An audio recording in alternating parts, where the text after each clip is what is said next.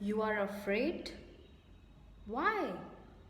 I am sure most of you have this fear factor in your mind somewhere that if we go wrong or if we commit some mistake, then people will criticize us because you know that lots of people are watching you, are listening to you.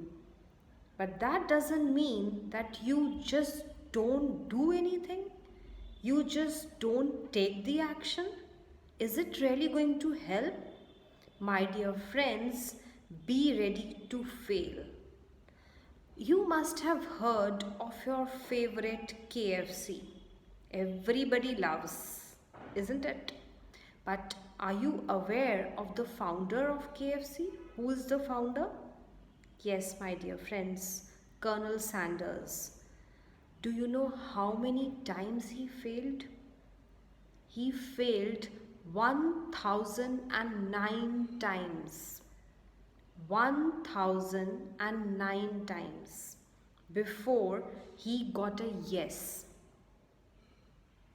So, the moral of the story is keep trying, keep hustling, don't give up, and don't even try to impress people because people will never be happy with you.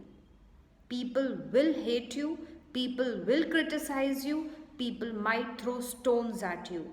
So be prepared. Do something.